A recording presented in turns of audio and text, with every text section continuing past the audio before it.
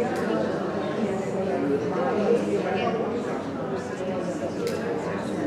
some memories of and making cookies with the marshmallows in your porch. Playing ping pong in your and you're happy to be like more than like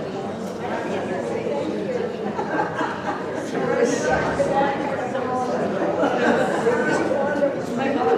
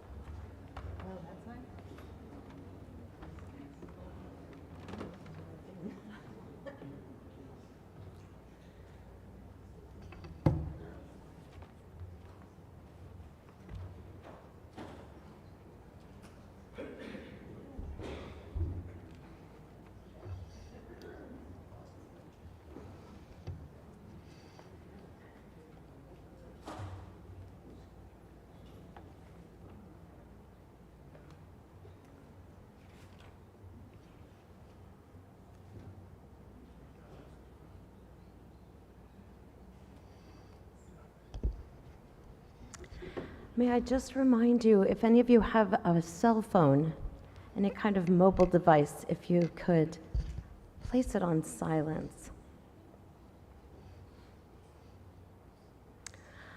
Adonai madam vatedaehu ben enosh vatechashvehu ben enosh vatechashvehu Adam lahevel Dama Yamav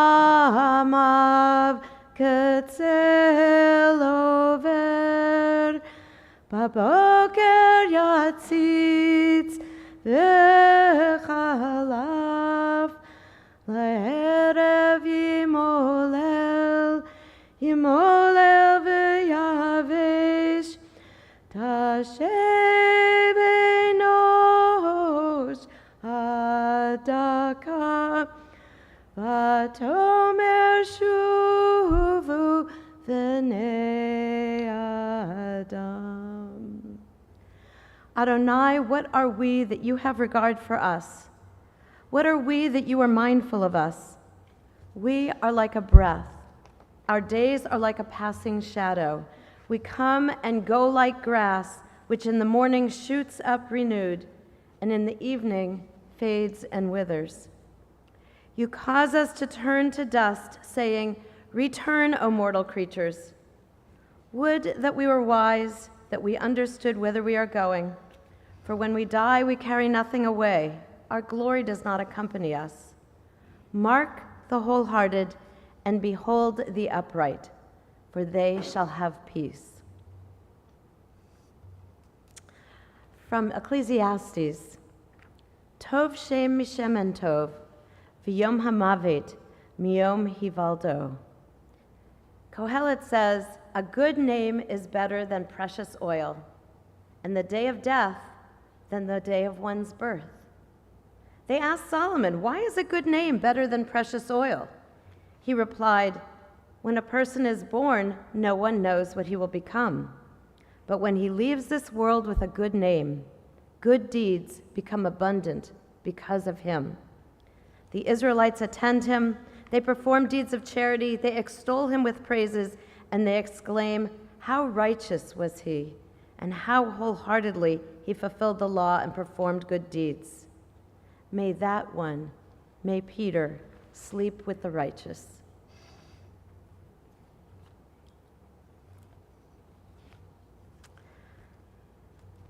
So we are here today to mourn the loss, but really celebrate the life of Peter Lewis.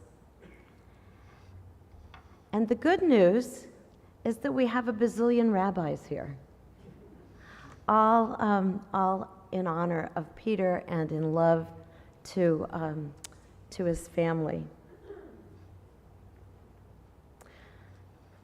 In a moment, I'm going to invite Rabbi Estrin, who is our Temple Bethel's new interim rabbi, to chant a psalm. And Rabbi Wolansky will speak, and Rabbi Natan Khan will speak. Hold the rabbi, but definitely there with the wisdom. And Danny and Andrew Aronson will also speak today. Death has taken our beloved Peter Mark Lewis, Yehoshua Falk, ben Davida Kohen Vachava. Our friends grieve in their darkened world. In their silence, there is lamentation. In their tears, there is loneliness. Lost in their sorrow, may they find the presence of loving friends.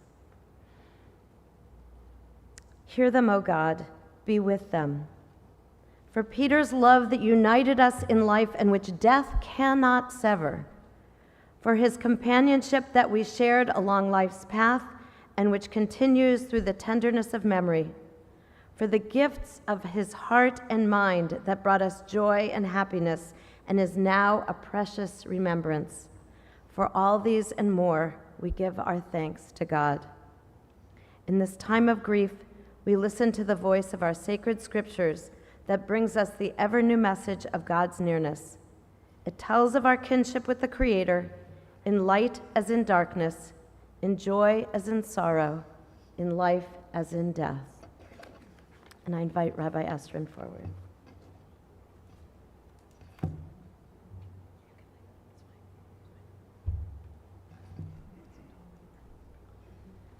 We continue with Psalm 121, a song of ascents.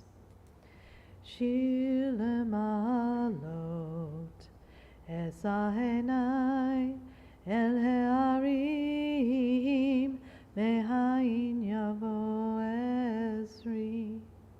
Ezri me'im Adonai oseh shamayim v'haaretz hayiten lamot raglecha al yanum shomrecha hine lo yanum melo ishan shomer Yisrael Adonai shomrecha, Adonai tzilcha, al yad yeminecha. Yomam hashemesh layekeka, v'yareach balayla. Adonai shomrecha, Adonai vilcha, mikol ra.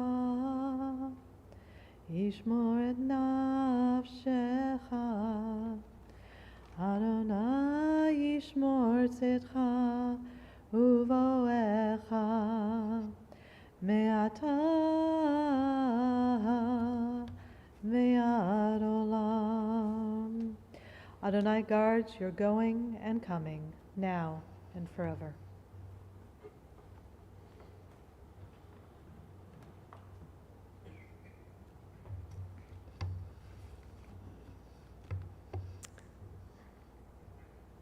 Psalm 15. Do we deserve to enter God's sanctuary? Can we merit a place in the presence of God? Live with integrity. Do what is right. Speak the truth without deceit. Have no slander upon your tongue, nor do evil to others. Do not mistreat your neighbor, nor spurn a contemptible person, but honor those who revere Adonai. Never retract a promise once made, though it may bring you harm. Lend no money at unfair rates. Accept no bribe against the innocent. Make these deeds your own. Then shall you stand firm forever. Psalm 23. Mizmor LeDavid, Adonai lo roi lo echzar, bino deshet yarbitzeni, al mei menuchot yanchaleni. Nafshi yeshovev, nafshi yeshovev, yancheni b'magle tzedek leman shemo. Gam ki elech begetz amavet lo irara ki ata imadi shivtecha umi shantecha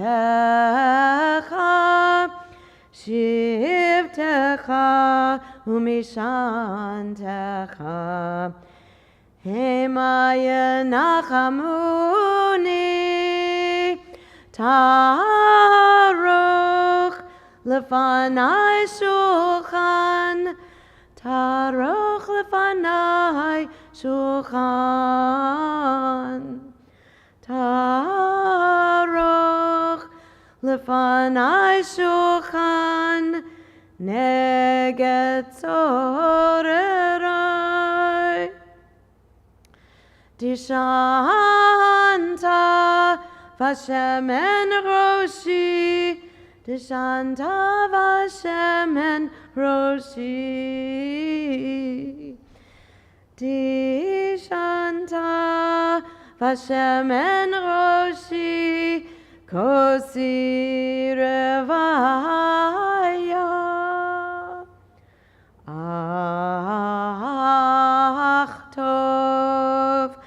ach tov achesed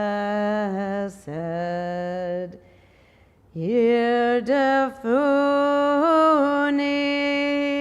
kol yamei chayai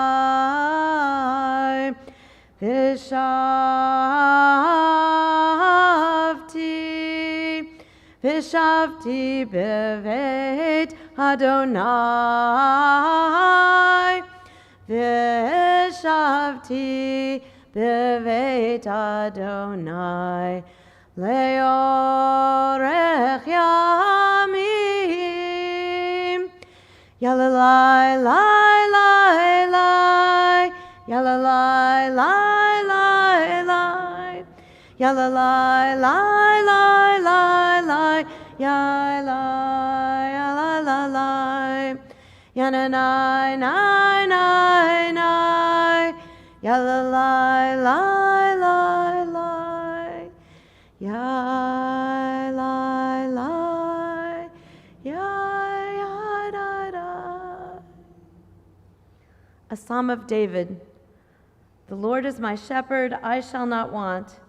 Adonai makes me to lie down in green pastures and leads me beside the still waters. Adonai restores my soul. Adonai guides me in straight paths for his name's sake. Yea, though I walk through the valley of the shadow of death, I will fear no evil, for you are with me.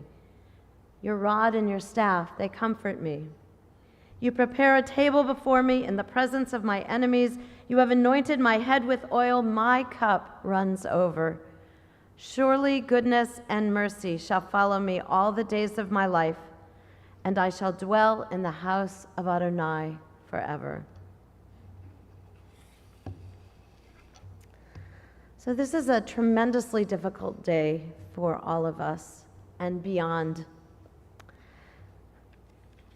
And it's also, we've picked meaningful readings, but they're all pretty serious. And Peter wasn't always that serious. Peter to me was always respectful. He told me in the hospital, I reminded the family that we were talking about rabbis, and he said, "Oh, I don't agree with all rabbis. I disagree with every rabbi." And which he and I would have conversations. And it wasn't, sometimes I say it's a sport. It's a real sport to disagree with rabbis. That's what Jews do. We're not, we don't take what everybody says and say, oh, that must be you should pardon the phrase, gospel truth. But we love to discuss. We love to argue. We love to have different customs, different ways of doing things.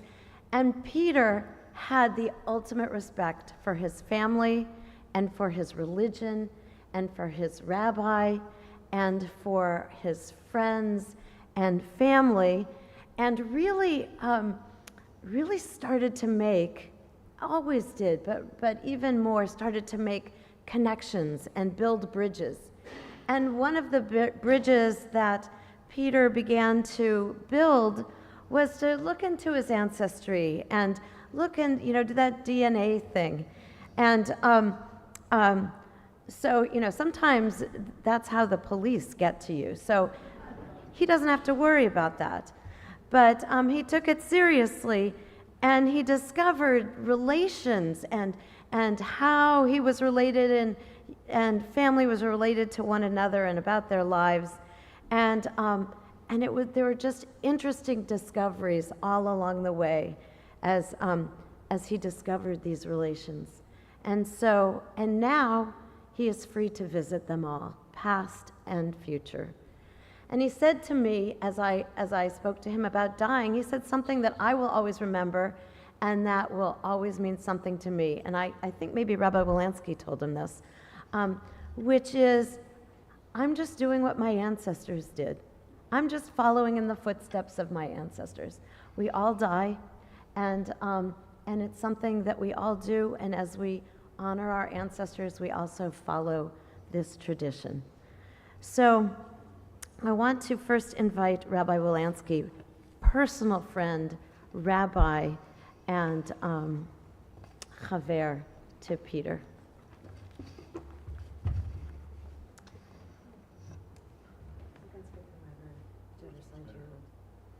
Just lean into this. And there's water. Oops, there's water down there.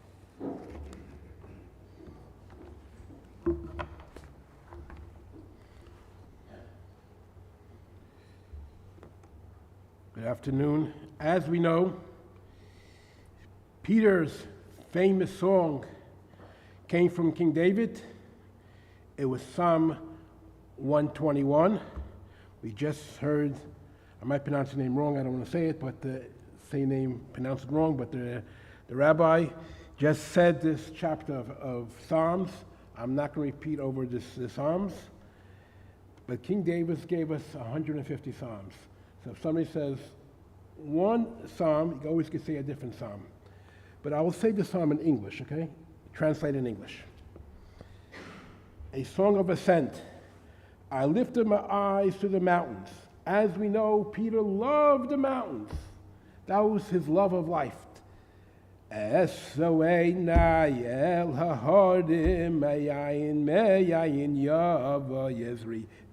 was his song. My help will come from the Lord, the maker of heaven and earth. He will not let your foot flatter. Your garden does not slumber. Indeed, the garden of Israel neither slumbers nor sleeps. The Lord is your guardian. The Lord is your protective shade at your right side. The sun will not harm you by day, nor by the moon by night. The Lord will guard you from all evil. He will guard your soul. The Lord will guard your going and your coming, for now and for all times. I'll just say in Hebrew, the first chapter of Psalms. Ashrei ha'ish asher lo hoylach ba'atzos rishayim u'v'derech hatoyim lo yamad u'meishiv leitzim lo yoshav ki im b'seres adinoi chevsai v'seresai yehege yoyma v'loyla v'hayuk eishasu aplagim mayim asher priyo yitin b'itai v'aleyo lo yipol v'chol asher yaseh yasliach lechein harishoyim him kamas asher tivneh ruach al kein lo yikumu rishoyim mishpat v'chatoyim b'adas tzadikim ki yedei adinoi derech tzadikim v'derech rishoyim toyeved.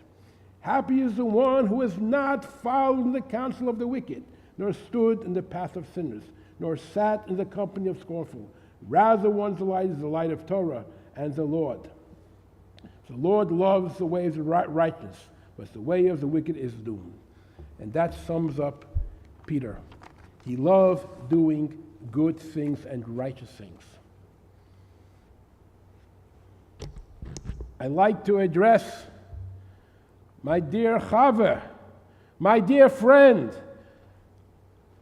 my best friend, one of my best friends. You're always there for me.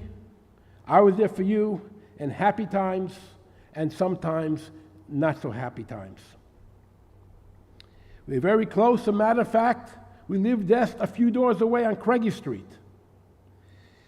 For many, many years, you were our guest every Shabbos, Friday night on Shabbos, and many times during the week. We had the honor and the pleasure of hosting you, Peter, and so much fun with you, so much laughter.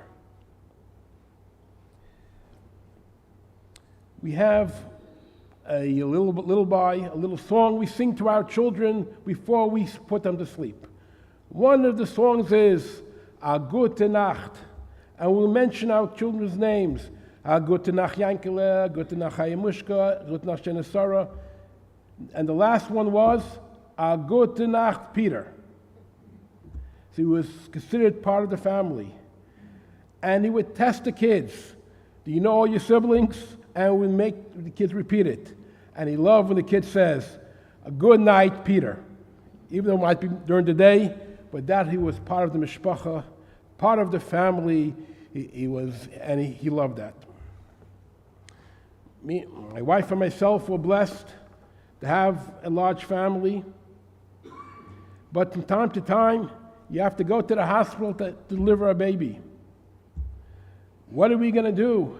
Who wants to watch all these kids? We had a special number, 761-6939.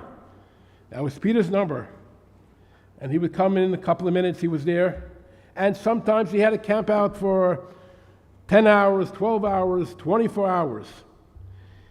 He learned how to change diapers. He had no choice. And that was Peter. He was always there for all our simchas. Every time we did something, he was there from the birth to the Absharenish, the bar mitzvahs, to the weddings.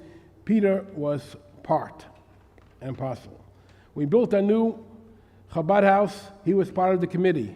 Means he had to go to all the boring meetings that you have to have and all the happy meetings, but Peter was always there. As we know, Peter is a Kohen. And a Kohen is something very, very special. Peter is not only a Kohen from his father's side, he's a Kohen from Chava, from his mother's side as well.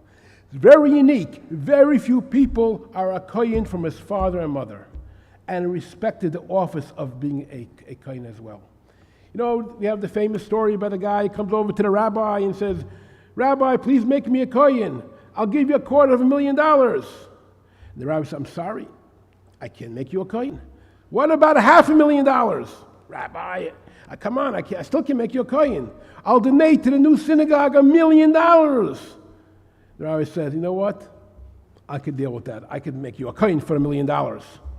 After the man gives the $1 million, the rabbi asks this man, "Why do you want to be a Kohen so much?" "Because my father was a Kohen, and my grandfather was a Kohen, and my great-grandfather was a Kohen." Peter took it seriously. His kahuna was so great.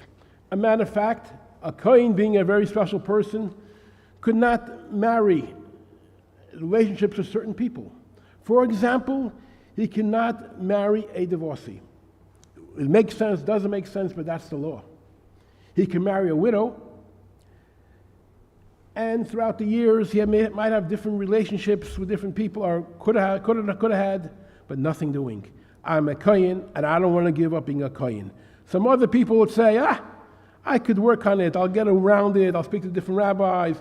I could, who knows, how do you know my grandfather was a Kohen anyway? It was after the war. Maybe they made it up there with a Kohen, and I could get away with it. But Peter, nothing doing. We spoke many times about it. He was born a Kohen, and he wanted to die as a Kohen, the honor of being a Kohen as well. That was one of the things that was very, very special to him, how he respected his gift that he got to be a Kohen. Everything is divine. The Baal Shem Tov teaches us if a leaf falls off a tree, every time the leaf is falling, there's a reason for it, until the leaf comes to the ground. A dear Chava, a dear friend, a dear son, brother, uncle, great uncle, cousins. Peter was taken away from us a few days ago on a Tuesday. Tuesday is the day of says good, Tuesday night. His holy neshama was taken away from this world and to a higher place. He didn't want it, but Hashem said he has to go with us. God said, "I want to take a good person to me."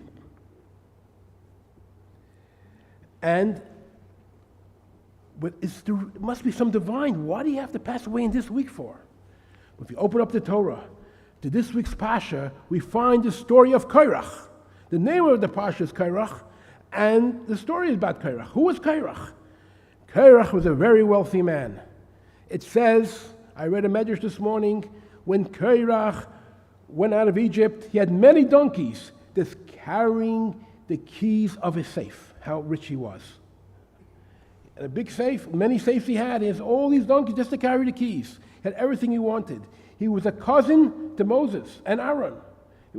He had the family up there. And all the protection, we call it, all the good things that he had. But one thing was missing. He wanted a little bit extra covet, a little bit extra honor. He said, how come Moses makes his brother the high priest? And I'm not a Kohen. I also want to be a Kohen. What do? You make a rebellion.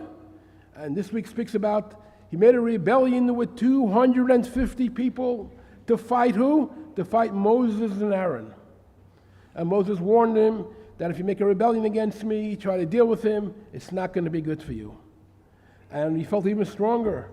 And all his proofs, I deserve to be the high priest as well.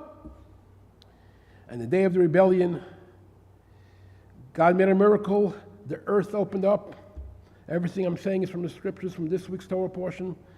opened up, and all his belongings and Kairach and his 250 supporters all were swallowed up.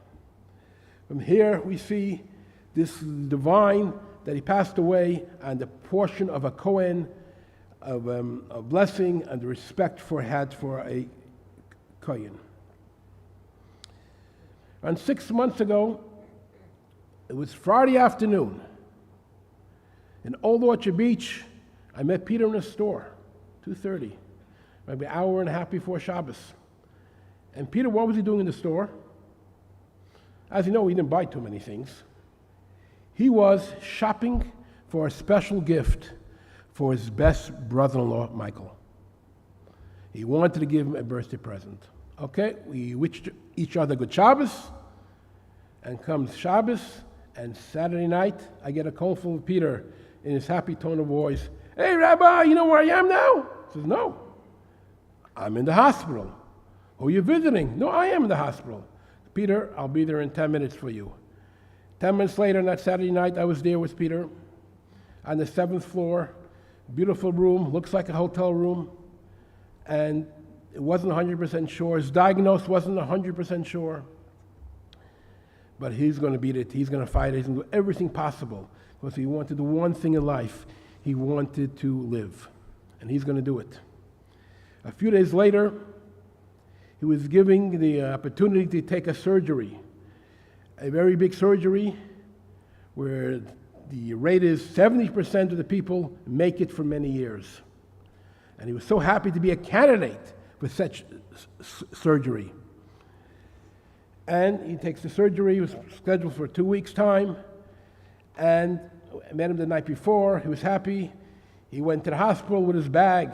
What was in his bag? His talit, his tefillin, his siddur, and his yarmulke. Maybe a few other things as well. And he went to the surgery. I met him after the surgery, and he told me 7, 8 days, everything's going to kick in. I'm going to start eating again. I'll go to the bathroom. Everything's going to be perfect. He was so happy about it. But unfortunately, he was from the 30% that the operation, it was a successful operation, but things didn't kick in as the way it was planned. For the next 6 months, we spoke almost every day. I went to see him every day. And lately we would walk, me and Chana would walk every Shabbos, over a 3-mile walk to visit him in Jennifer's house, Jennifer and Michael. He was so happy what you did for him. He felt so much in awe of you.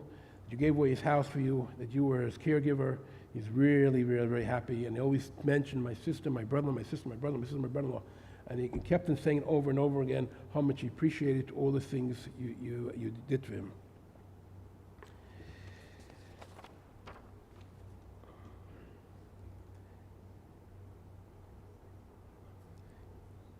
What does the word folk mean? You say his name is folk. What does that mean? Anybody know what the word folk means? Folk maybe in Yiddish means a nation. He is a nation. But folk also means something else. Folk means a bird. A special type of bird, a falcon. A bird that has prey. A bird that goes on its own way. A bird that goes against the grain. And that was Peter. He went against the grain. Yeah, he went to university. He went to Brandeis University. What did he study there? To be a doctor, to be a lawyer. He studied Torah, Jewish education in Brandeis. And that was his degree on Jewish subjects. He decided to be shoyim Shabbos, to watch Shabbos, against the grain here. To keep kosher and do other mitzvahs against the grain. He was a falcon. He was the folk. He wanted to do things a little bit different, and he did it different. He didn't care if somebody would laugh from him. But the other side, let's go to the other side now. He had deep respect for everybody who didn't take his journey. Deep respect for his parents, David and Elaine. When David and Elaine decided to move, to make the big trip, move 14 miles to Old Orchard Beach, a few years later, Peter decided to join them. I don't know if he liked the beach so much. I think he liked the mountains better. But he wanted to be next to his parents. He wanted to watch his parents. He wanted to visit his parents to be close by. In case they need anything, he'll be there in a few minutes. While he lived in Old Orchard Beach, he became very much involved in Beth Israel in Old Orchard Beach, the synagogue there. He became part of it. He'd open up the synagogue. Maybe one person might show up. And that was Peter. I'm dedicated. I have to come. Maybe somebody might have called. We're not sure who would called, not called, but he would just open up the synagogue. Him and Neil's here. Neil to be part of it for one or two people, and that was Peter. He was a people's person. He did everything else for people to make a person happy. He did his mitzvahs like he wasn't able to eat for the last number of months. But when it comes to Pesach, he has to try a piece of matzah. And he ate a little piece of matzah. He said, I want to be part of the mitzvah. When it came to Sukkot, he loved sitting in the sukkah. He loved looking at his esrog and lulav. He wanted to have the nicest esrog. I told him, come in the beginning, when there's a lot of esrogim, to choose an esrog, because he wanted to have the best possible esrog. He helped us out in many issues.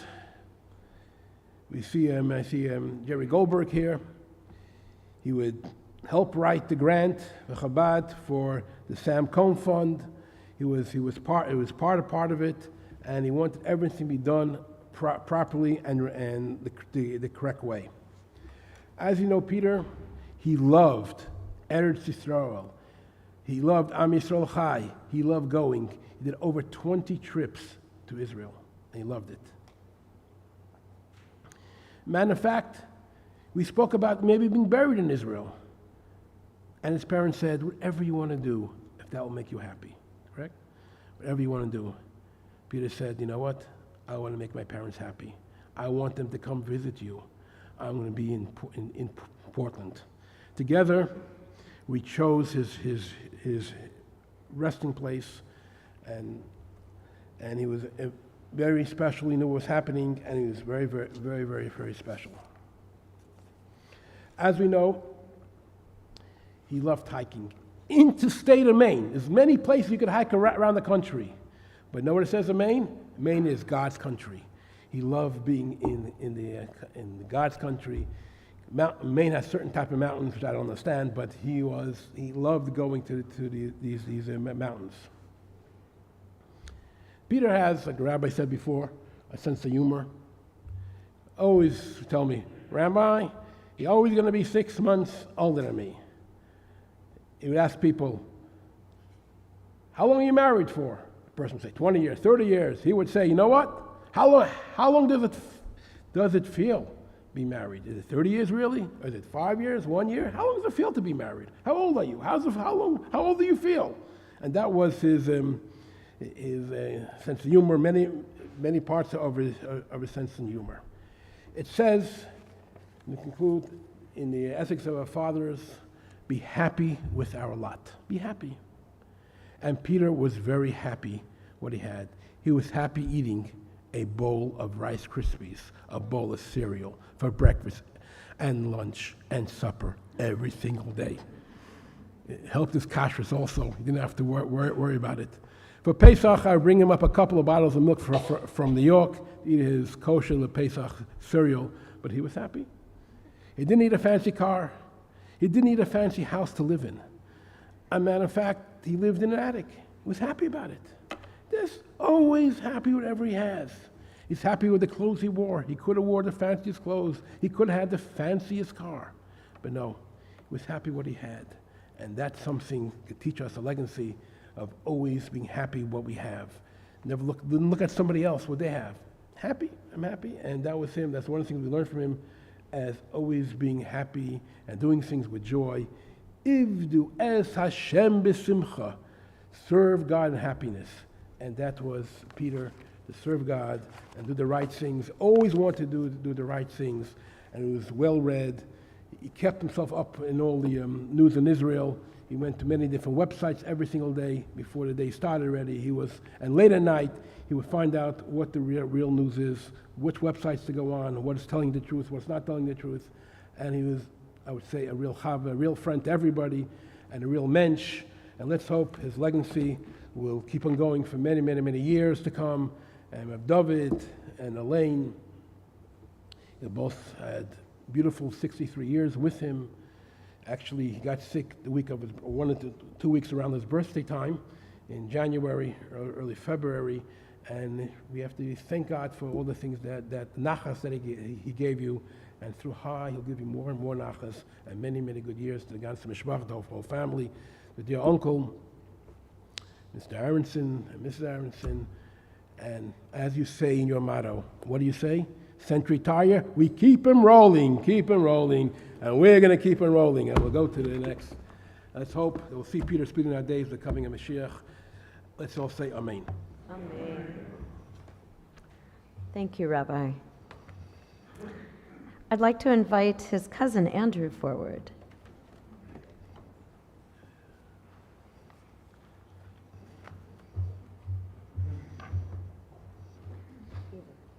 Either place works. I can move this other way. Having a bit of a moment. Last time I was on this bima was for my bar mitzvah 50 years ago. This feels like a homecoming. I wish it was under different circumstances, but it's so good to see you all here to celebrate Peter's life with us. Before I begin my comments, I just want to let you know that the yard site for Barbara Blankstein, Peter's aunt on his mother's side, was yesterday. Our hearts go out to the Blankstein and Silverman families. Our hearts with you. I'm Andy Aronson, Peter's cousin, and in preparation for today, I asked my brothers Mike and Rabbi Dan, sitting over here, for their input on what they think I should say about our cousin Peter. We all agreed that Peter loved Judaism and traveling to Israel to visit friends and relatives. He loved to hike in the mountains, in New Hampshire, in Maine, pretty much any mountain that there is, doesn't matter how big or how small. He was my go-to guy for anything hiking in the mountains. And I'm going off script here a little bit. About 6 months ago, my barber, who's this little woman, Tina Nguyen, in Sunnyvale, California, who hikes all by herself all over the country and in Canada, was going to New Hampshire. She was going to hike the White Mountains. She wanted to go to Mount Washington, but the weather was going to be pretty bad, so she needed some other hikes. I put her in touch with, who else? Peter. Peter spent hours talking to her on the phone, giving her an itinerary, an agenda on where to go, what to not see, what trails would be safe. And I started getting photos from Tina with the biggest smiles on her face as she climbed Mount Washington and some of the other trails. And so Peter's love and caring for the mountains extends far beyond Maine. We all agreed, my brothers and I, that Peter loved to dabble in marine biology. In fact, I remember Peter being very animated after finding albino and blue lobsters in the crates at Coastal Lobsters, his dad's company. Peter donated those lobsters to the Gulf of Maine Research Center, and he was very proud of that. He loved those lobsters. And they didn't kill them. They saved them, they put them in tanks, so yeah, I don't think they would have been very tasty anyway. That could be one of the first times he loved those lobsters was set on his Yeah. True, very true. Thank you. But the one thing that everyone we know, and probably everybody in this room knows who knew Peter well, agree on, is that Peter was the biggest fan of the Three Stooges. No bigger fan. To continue the tradition of loving the Stooges, Peter recently introduced the Stooges to his two young nieces over here. And as I understand, their giggles could be heard across all of Maine recently. Am I right? Although Peter had many interests, it was often difficult for me to describe him to others and sometimes even to family. My brother Dan described Peter as enigmatic, a perfect and astute description, I thought. In terms of employment and lifestyle, Peter tended to live outside the social mores that many of us would expect a well-educated and very intelligent person to follow. For a time, Peter worked for Al Bean. He took many trips to Israel. Peter worked and prayed at the Chabad synagogue. That is what Peter did on the surface, like the outside layer of an onion. But what did Peter truly do? What is the essence of Peter? How does one describe the innermost layers of the wonderful sweet onion we know as Peter Lewis? Notwithstanding his propensity for causing humorous mischief, similar to what you were just talking about, Rabbi, between my brothers and me. And by the way, I will never forget his silly grin when we frequently stoked the flames of our arguments, only to subside in a corner with that silly grin, enjoying the labor of his devilish provocations. But notwithstanding that prankishness, Peter was truly one of the kindest, sweetest people I have ever met and probably will ever meet. Peter would do that. He would just make you feel so good even after getting you into arguments with your brothers. He gave his time to help those who couldn't always help themselves, whether it be a stranger, a friend, or a family member. Peter would do that. Investing himself in the genealogy of our family and sharing his knowledge with the rest of us, often uncovering tidbits of history that surprised and marveled us. Peter would do that. Adding thoughtful consideration to any discussion about Israel, the Middle East, American or world politics. Peter would do that too. But most of all, Peter could be a friend to anyone, really, to anyone. With an easy smile and true curiosity about his fellow beings, Peter would light up a conversation. He put people at ease with his gentle, inquisitive manner. People found themselves opening up to him about their lives, their fears, their dreams. Peter always had stories about the conversations he had with customers while working in Al Bean's call center. His job, at least what he was supposed to be doing anyway, was helping customers place orders and returning products.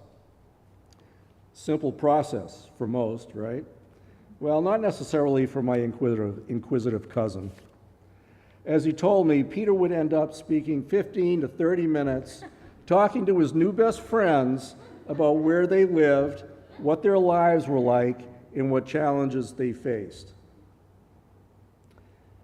Sometimes they would get so deep in the conversation that he would forget to take their order, and they would have to call back, sometimes getting somebody else. He even placed orders for some Israeli customers whom he became friendly with and later visited on a trip back to Israel.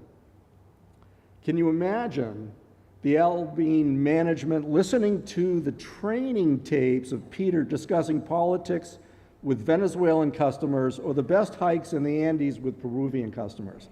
I can just imagine this thing, and it's like, okay, well, maybe that's a good PR thing, but that must have been a hoot of a conversation between management. But that was Peter. That was our cousin. My cousin made those he interacted with feel good, feel wanted, and feel important. He made people feel like they were more than the sum of their parts. Peter was not just a mensch, he is an angel. That is what made Peter different, special. That is what Peter truly did in life. And it is what he will do now and forevermore in our hearts and in our minds. I love you, Peter.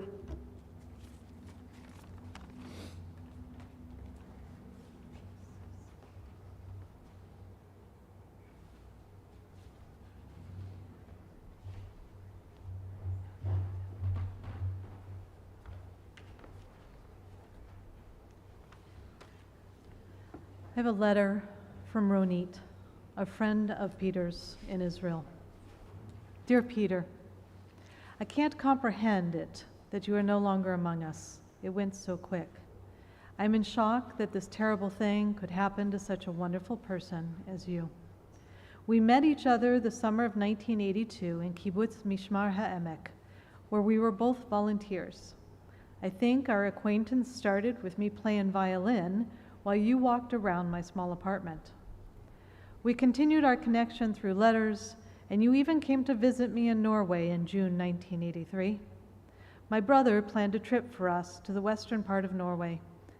In one place, we waited for the bus and couldn't understand why the bus was not coming.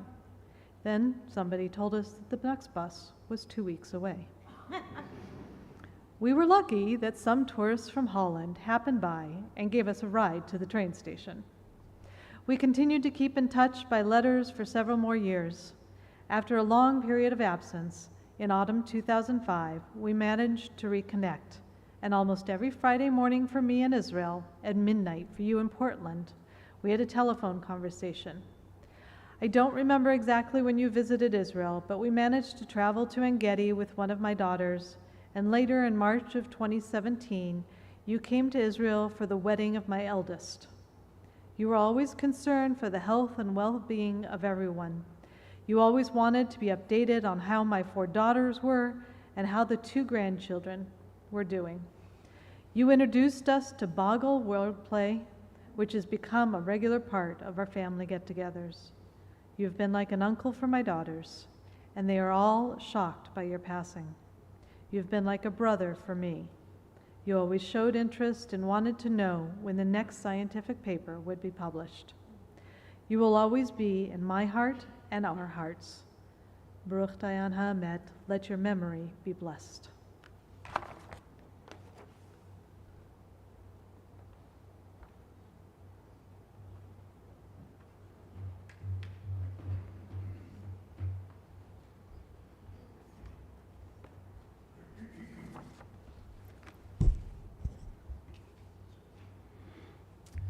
I've been asked to share this letter from Rabbi Larry Zieler, who's in New York, longtime Orthodox rabbi here in Portland.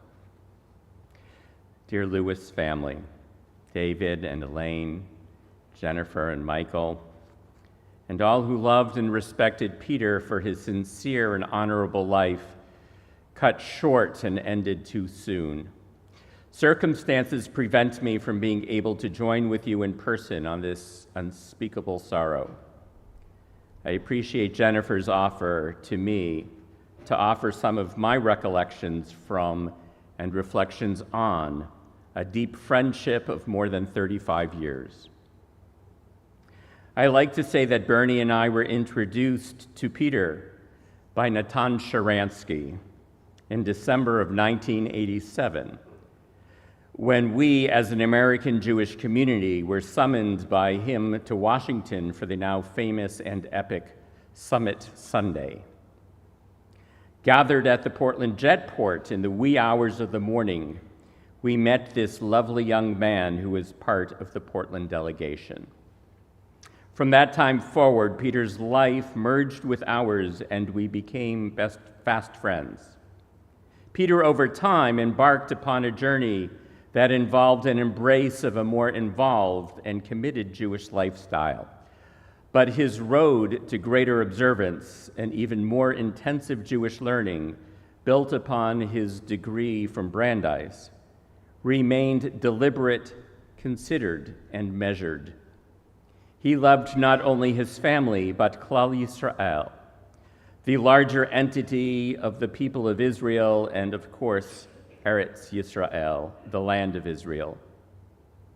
Even if circumstances did not enable him to permanently settle in the modern Jewish state, Libi b'Mizrach, his heart, to quote the great poet and philosopher Rav Yehuda Halevi, was always in the East, with Jerusalem his focus.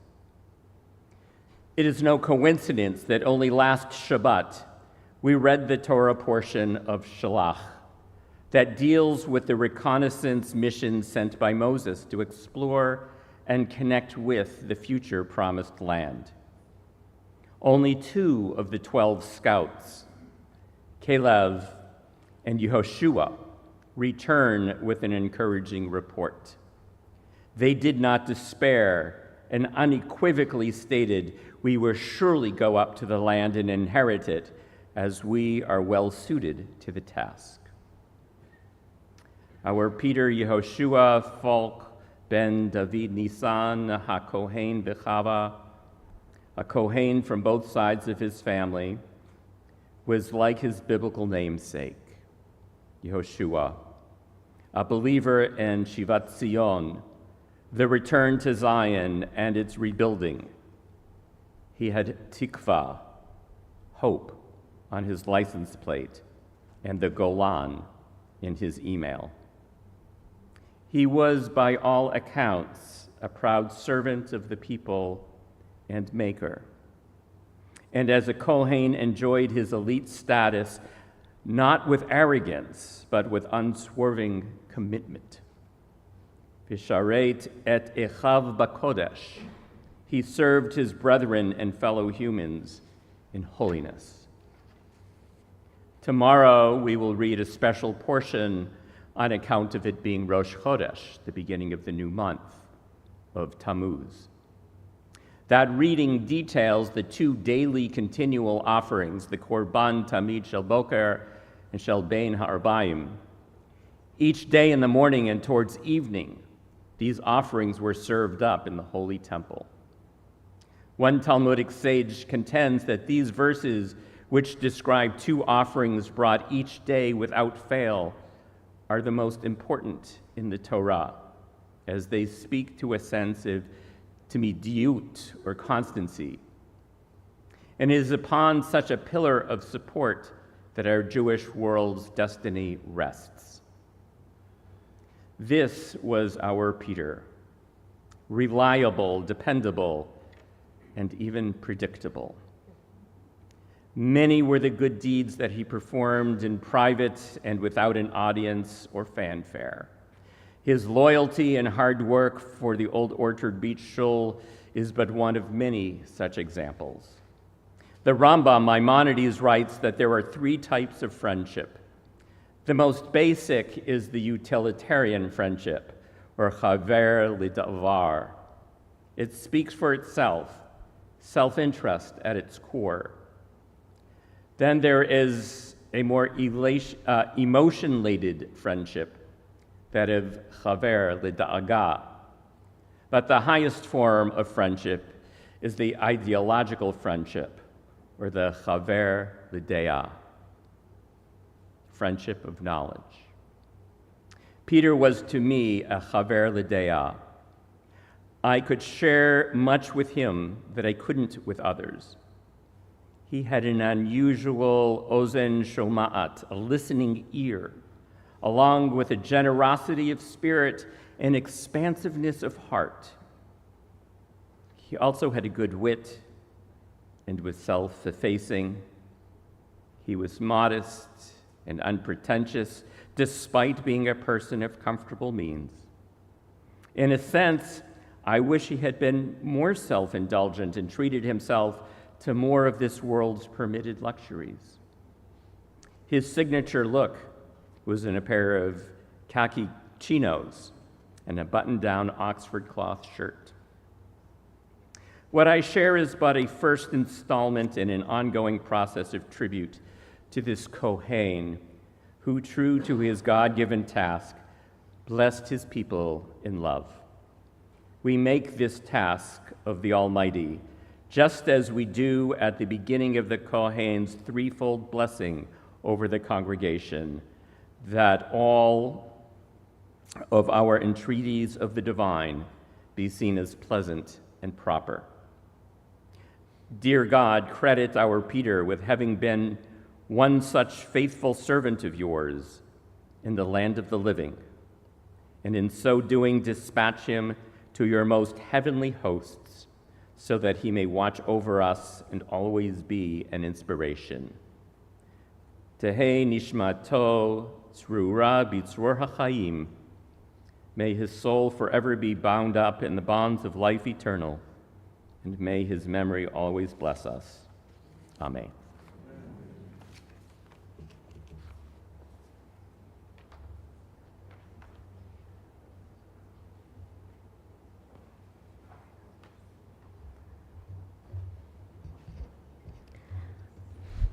I was going to say how those Orthodox rabbis really talk it up. But I'd like to invite Dr. Natan Khan forward, personal friend, wonderful person, to speak about his friend.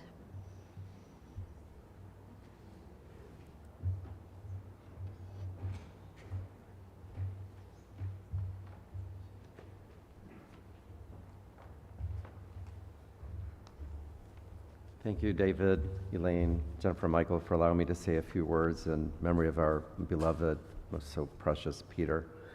And just to clarify, I'm a doctor, not a rabbi, but I'm a doctor that likes to play at being rabbi. And we love it. We moved to Portland 25 years ago and met Peter at Shaarei Tefillah Synagogue and discovered to our great good fortune that he lived just down the street from us. He quickly became our first and best friend in Maine, regularly having Shabbat and holiday meals with us, guiding us on his favorite mountain trails, and allowing us to fall in love with his closest companion, Snow, a beautiful Samoyed mix that originally came from Israel, and such a happy and smiley dog that together they were a perfect match. It was Peter's relationship with Snow that galvanized us to get our own dog. And when Snow passed on to doggy heaven, it was a difficult time for all of us, but especially for Peter. As our kids prepared for their bar and bat mitzvahs, Peter would always remind us that they had to do as well as Snow did on his bark mitzvah. Peter was one of those people who always remembered our birthdays and anniversaries and felt like a member of the family. His love of Israel and passion for learning the Hebrew names of animals and birds surpassed our own Hebrew skills, and it was great fun to see him delight in his knowledge. He thought and wrote about the Middle East conflict in such a clear-minded and succinct manner that his letters were often published in the local press. We will miss Peter's scintillating conversations, knowledge of the beautiful Maine outdoors, compassion, friendship, humor, and warm, wry smile. Peter, Yehoshua, Falk ben Chava v'David HaKohen, Zichroncha livracha. Your memory will be for a blessing.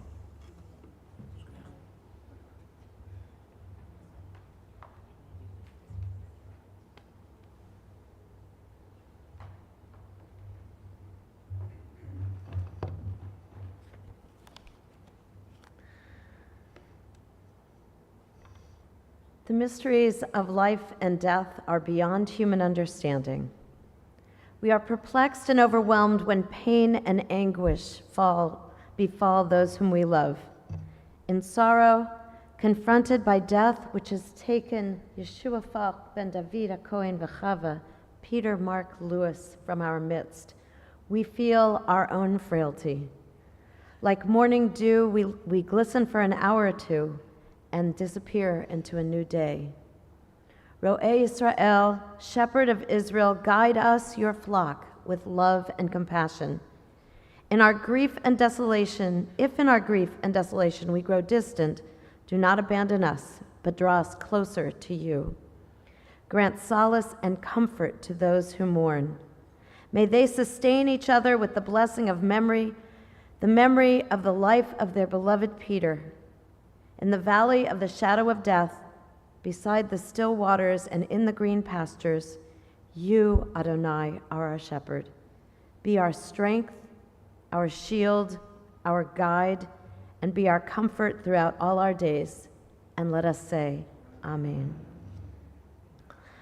I have to say that, or maybe confess, which is that when Peter was at Gosnell, we also spoke about, he always asked me how my dog was. I started with Molly Goldberg, and then I had Ruby Goldberg, and now I have Addie Goldazelda. And he always asked me about them, and so I thought it would be really nice to bring her into his room at Gosnell. Cute, a golden retriever, used to be well-behaved, And I brought her in, and everybody just loved her, and I thought, oh, this is just going to be wonderful.